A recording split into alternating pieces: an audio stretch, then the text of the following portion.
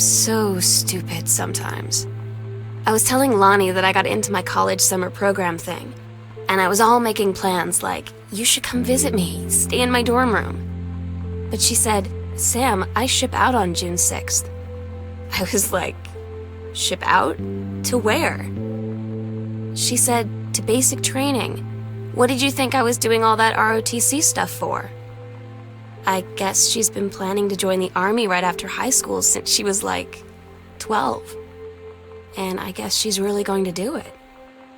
So I was like, after graduation, I'm just never going to see you again? She said, let's just have fun while we can.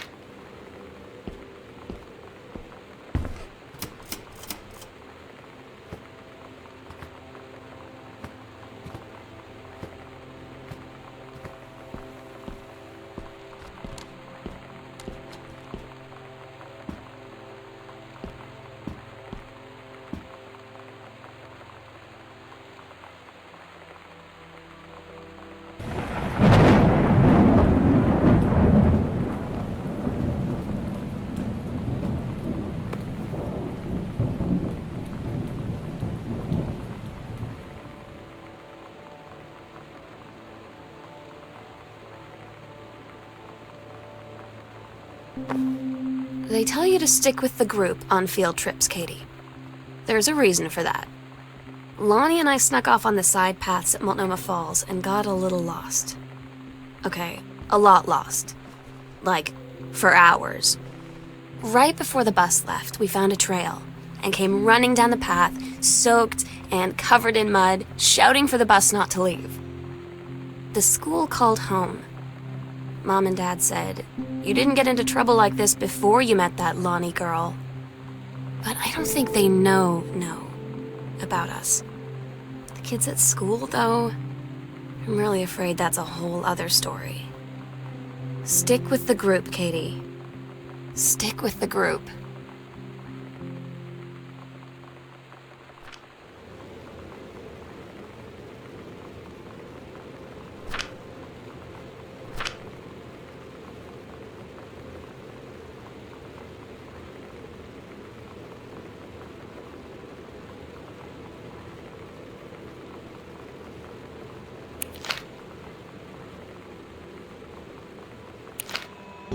Todd's band lost their singer. Todd said he sucked. Lonnie said he got sick of Todd's shit, and he was complaining about needing a new singer. So Lonnie was like, I can sing. And they were all kind of like, you can? And she was like, probably. But she's been rehearsing with them for like a week now. And I finally got to see them play in Todd's basement today. And she's actually really amazing. I feel so proud when she's on stage. It's incredible being in awe of someone you love. So everybody knows it's like a temporary situation till she ships out in June. But till then, I'm gonna be at every single show.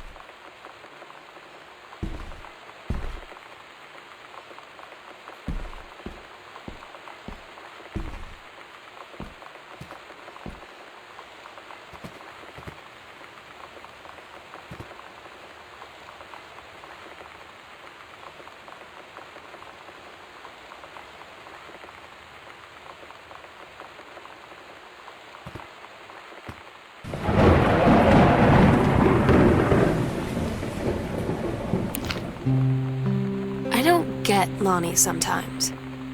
Like, her band, and our zine, and her hair, and everything are all anti-authority. But I watch her in JROTC, and she's doing drills in perfect formation, following orders, no question. And there's all this stuff in the news about don't ask, don't tell. Like, she's going to join the army and then have to lie about who she is. She said they don't need to know what they don't need to know. Like it was no big deal. This from the girl who trashed her locker to, like, defend my honor. I've learned when to stop arguing, though. I don't think Lonnie even gets Lonnie sometimes.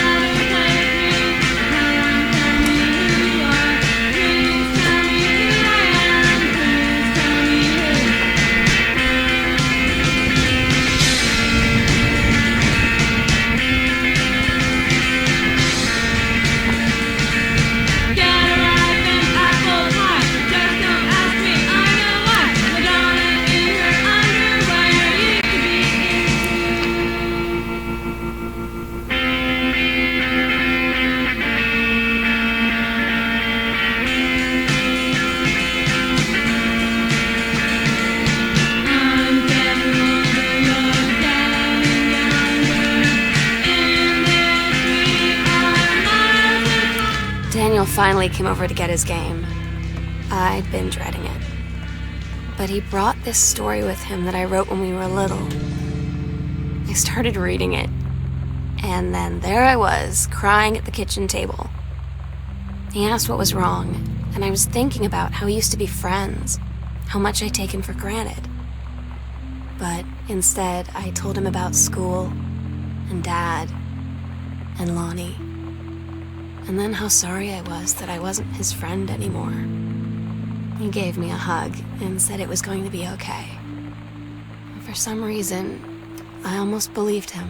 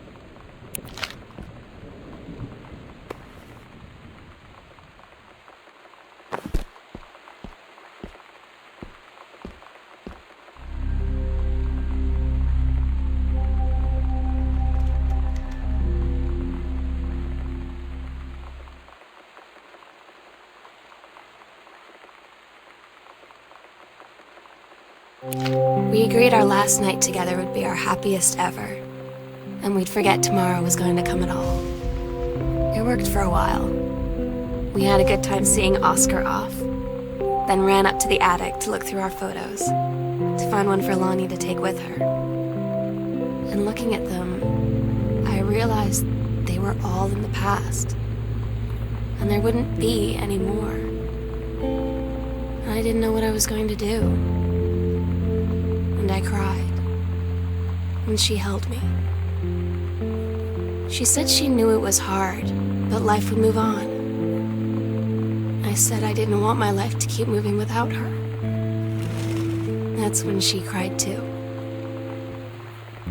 I was so exhausted. I must have fallen asleep like that, in her arms. In the morning, I woke up, and I was finally alone.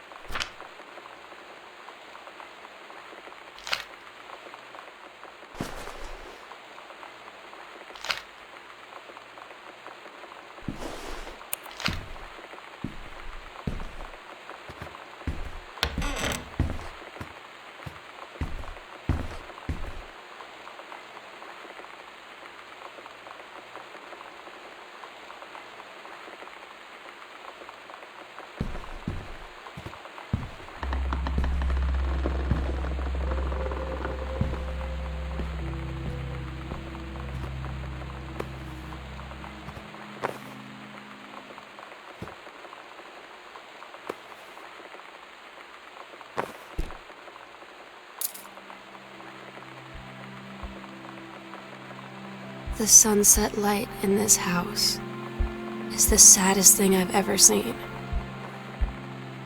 I just want to sleep. When I'm in the attic, it almost feels like Lonnie could still be here. She's just downstairs. I'm just waiting to hear her pull down the hatch and come running up. Maybe I'll go up to the attic and wait.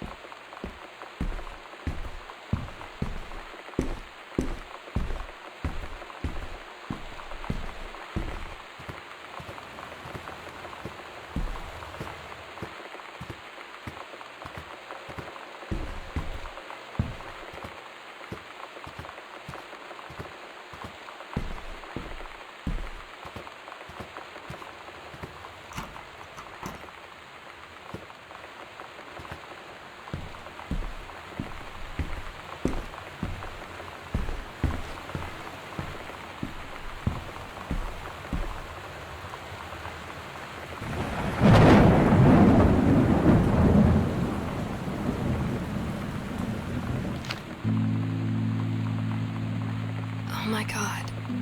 Katie, I fell asleep in the attic, in Lonnie and my old spot, and I missed the first 2 calls. I just barely caught the third one before the machine got it. And it was Lonnie, on a payphone. She'd been on the bus to Basic, and she said she couldn't think of anything but me and us, and that she couldn't go through with it, with the Army and being apart and all of it. And so she got off the bus in Salem. She said, "Sam, I want you to pack up everything you can and get in your car and come find me. And let's just drive until we find somewhere for us." And she asked me if I could do that. And I said yes. Yes.